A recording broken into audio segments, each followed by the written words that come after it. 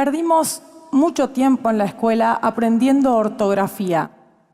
Los chicos siguen perdiendo mucho tiempo en la escuela con la ortografía. Por eso, yo quiero compartir con ustedes una pregunta. ¿Hace falta una nueva ortografía? Yo creo que sí, que hace falta, o mejor, creo que hace falta simplificar la que ya tenemos. Ni la pregunta ni la respuesta son nuevas en nuestra lengua. Vienen rebotando de siglo en siglo desde hace mucho tiempo, desde que en 1492, en la primera gramática de la lengua castellana, Antonio de Nebrija sentó para nuestra ortografía un principio claro y sencillo. Así tenemos de escribir como pronunciamos y pronunciar como escribimos. A cada sonido debía corresponderle una letra. Cada letra debía representar un solo sonido y las que no representaran ningún sonido debían eliminarse. Este criterio, el criterio fonético, el que dice que tenemos que escribir según pronunciamos, está y no está en la base de la ortografía como la practicamos hoy. Está porque el español, a diferencia de otras lenguas como el inglés o el francés, siempre tuvo una resistencia fuerte a escribir demasiado diferente de cómo pronunciamos. Pero no está, porque cuando en el siglo XVIII se decidió cómo íbamos a uniformar nuestra escritura, hubo otro criterio que guió buena parte de las decisiones. Ese otro criterio fue el etimológico, el que dice que tenemos que escribir según cómo las palabras se escribieran en su lengua original, en latín, en griego, y así nos quedamos con H's mudas, que escribimos pero no pronunciamos. Así nos quedamos con B largas y B cortas, que contrariamente a lo que mucha gente cree, nunca se diferenciaron en la pronunciación del castellano. Así nos quedamos con G's, que a veces suenan ásperas como en gente, y a veces suenan suaves como en gato. Así nos quedamos con C's, S's y Z's. 3 letras que en algunos lugares corresponden a un sonido y en otros a 2, pero en ninguno a 3. No vengo a contarles nada que ustedes no sepan por experiencia propia. Todos nosotros fuimos a la escuela. Todos nosotros invertimos grandes cantidades de tiempo de aprendizaje, grandes cantidades de ese tiempo de cerebro plástico infantil en dictados, en la memorización de reglas ortográficas llenas, sin embargo, de excepciones. Nos transmitieron de muchas formas, implícitas y explícitas, la idea de que en la ortografía se jugaba algo fundamental de nuestra formación. Sin embargo, yo tengo la sensación de que los maestros no se preguntaron por qué era tan importante. Incluso no se hicieron una pregunta previa. ¿Cuál era la función que cumplía la ortografía? ¿Para qué sirve la ortografía? Y la verdad es que cuando uno se hace esa pregunta, la respuesta es bastante más simple y menos trascendental de lo que suelen creer. La ortografía sirve para uniformar la escritura, para que todos escribamos igual y por lo tanto nos sea más fácil entendernos cuando nos leemos. Pero en contraposición con otros aspectos de la lengua, como la puntuación, por ejemplo, en la ortografía no hay ninguna habilidad expresiva individual involucrada. En la puntuación sí. Yo con la puntuación puedo elegir cambiarle el sentido a una frase. Con la puntuación puedo imprimirle un ritmo particular a lo que estoy escribiendo. Con la ortografía no. Con la ortografía o está bien o está mal, según se ajuste o no se ajuste a las normas vigentes. Pero entonces, ¿no sería más sensato simplificar las normas vigentes para que sea más fácil enseñar, aprender y utilizar correctamente la ortografía? ¿No sería más sensato simplificar las normas vigentes para que todo ese tiempo que hoy le dedicamos a la enseñanza de la ortografía se lo podamos dedicar a otras cuestiones de la lengua cuya complejidad sí merecen el tiempo y el esfuerzo? Lo que yo propongo no es abolir la ortografía, no es que cada uno escriba como quiera. La lengua es una herramienta de uso común y por lo tanto me parece fundamental que la usemos siguiendo criterios comunes. Pero también me parece fundamental que esos criterios comunes sean lo más simples que se pueda, sobre todo porque si simplificamos nuestra ortografía, no estamos nivelando para abajo. Cuando se simplifica la ortografía, no se resiente en nada la calidad de la lengua. Yo trabajo todos los días con la literatura del siglo de oro. Leo a Garcilaso, a Cervantes, a Góngora, a Quevedo, que a veces escriben hombre sin H, a veces escriben escribir con B corta, y me queda absolutamente claro que la diferencia entre esos textos y los nuestros es de convención, o de falta de convención todavía en la época de ellos, pero no de calidad. Pero déjenme volver a los maestros, porque son personajes clave en esta historia. Yo mencionaba hace rato esa insistencia un poco irreflexiva con que los maestros nos machacan y nos machacan con la ortografía. Pero lo cierto es que estando las cosas como están, eso tiene total sentido. En nuestra sociedad, la ortografía funciona como un índice privilegiado que permite distinguir al culto del bruto, al educado del ignorante, independientemente del contenido de lo que se esté escribiendo. Uno puede conseguir o dejar de conseguir un trabajo por una H que puso o dejó de poner. Uno puede convertirse en objeto de burla pública por una B mal colocada. Entonces, en ese contexto, claro que tiene sentido dedicarle todo ese tiempo a la ortografía. Pero no debemos olvidar que a lo largo de la historia de nuestra lengua fueron siempre maestros o individuos vinculados con la enseñanza de las primeras letras los que impulsaron reformas ortográficas, los que se dieron cuenta que en nuestra ortografía a veces había un obstáculo para la transmisión del conocimiento. En nuestro caso, por ejemplo, Sarmiento, junto con Andrés Bello, impulsó la mayor reforma ortográfica que efectivamente haya tenido lugar en la lengua española, que fue la de Chile, de mediados del siglo XIX.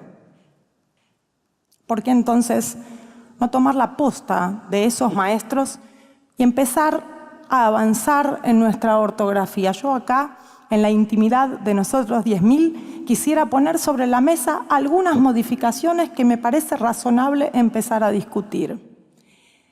Eliminemos la H muda, ahí donde escribimos una H, pero no pronunciamos nada, no escribamos nada. Me cuesta pensar qué tipo de apego sentimental puede justificar para alguien todos los engorros que nos causa la H muda. B larga y B corta, decíamos antes, nunca se distinguieron en la lengua castellana.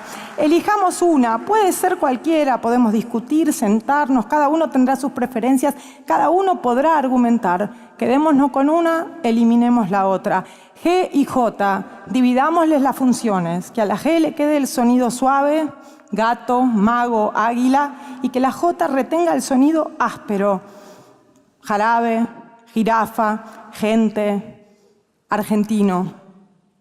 Y C, S y Z es un caso interesante porque muestra que el criterio fonético debe ser una guía, pero no puede ser un principio absoluto. En algunos casos las diferencias de pronunciación deben atenderse. Ahora yo decía antes, C, S y Z en algunos lugares corresponden a un sonido, en otros a dos. Si de 3 letras bajamos a 2, estamos todos mejor. A algunos estos cambios les pueden parecer un poco drásticos. No lo son tanto. La Real Academia Española, todas las academias de la lengua, también creen que la ortografía debe ir modificándose, que la lengua está ligada a la historia, a las tradiciones y a las costumbres, pero que también es una herramienta práctica de uso cotidiano y que a veces ese apego a la historia, a las tradiciones y a las costumbres se transforma en un obstáculo para el uso de hoy. Eso explica, de hecho, que nuestra lengua, mucho más que las que conocemos, que las que tenemos geográficamente cerca, fue modificándose históricamente. Nosotros, por ejemplo, Fuimos de ortografía a ortografía, fuimos de teatro a teatro, fuimos de cantidad a cantidad, fuimos de símbolo a símbolo, y de a poco ahora empiezan a retirarse sigilosamente algunas H's mudas. En el diccionario de la Real Academia, arpa, armonía, pueden escribirse con H o sin H. Y estamos todos bien. Me parece a mí además que este es un momento particularmente apropiado para encarar esta discusión. Siempre se nos dice que la lengua cambia espontáneamente, de abajo para arriba, que son los usuarios los que incorporan palabras nuevas, los que introducen modificaciones gramaticales, y que la autoridad, en algunos lugares una academia, en otros lugares un diccionario, en otros lugares un ministerio, mucho tiempo después las acepta e incorpora. Esto es cierto solo para algunos niveles de la lengua, es cierto para el nivel léxico, para el nivel de las palabras, es menos cierto para el nivel gramatical y casi diría yo que no es cierto para el nivel de la ortografía, que siempre históricamente cambió de arriba para abajo. Fueron siempre las instituciones las que fijaron las normas y propusieron modificaciones. ¿Por qué digo yo que este es un momento particularmente apropiado? Hasta hoy, la escritura siempre tuvo un uso mucho más restringido y privado que el habla. Pero en nuestra época, la época de las redes sociales, eso está sufriendo un cambio revolucionario. Nunca se escribió tanto como ahora. Nunca tantos escribieron tanto a la vista de tantos. Y en esas redes sociales, por primera vez, estamos viendo a gran escala usos ortográficos novedosos, donde incluso gente de ortografía impecable, hipereducada, cuando escribe en las redes sociales, se comporta bastante parecido a cómo se comportan la mayoría de los usuarios de las redes sociales. Es decir, relajan la corrección ortográfica y priorizan la velocidad y la eficacia en la comunicación. Por ahora ahí hay usos caóticos, individuales, pero me parece que tenemos que prestarle atención, porque probablemente nos estén diciendo que una época que le asigna a la escritura un lugar nuevo esté pidiendo para esa escritura criterios nuevos. Creo que haríamos mal en rechazarlos, en descartarlos porque los identificamos como síntomas de la decadencia cultural de nuestra época. No, creo que hay que observarlos, ordenarlos y encauzarlos dentro de una normativa más afín con las necesidades de nuestros tiempos. Puedo anticipar algunas objeciones. Habrá quienes digan que si simplificamos la ortografía vamos a perder la etimología. En rigor, si quisiéramos conservar la etimología, no alcanzaría con la ortografía. Además, deberíamos aprender latín, griego, árabe. Con una ortografía simplificada, vamos a ir a recuperar la etimología al mismo lugar a donde vamos ahora, a los diccionarios etimológicos. Una segunda objeción será la de los que digan: si simplificamos la ortografía, vamos a dejar de distinguir entre sí palabras que hoy se diferencian en solo una letra.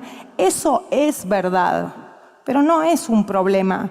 Nuestra lengua tiene homónimos, tiene palabras con más de un significado. Y no nos confundimos: el banco donde nos sentamos del banco donde depositamos el dinero, el traje que nos ponemos de las cosas que trajimos. En la enorme mayoría de las situaciones, el contexto disipa cualquier confusión. Pero hay una tercera objeción. Para mí, la más comprensible, incluso la más conmovedora, que es la de los que digan: yo no quiero cambiar.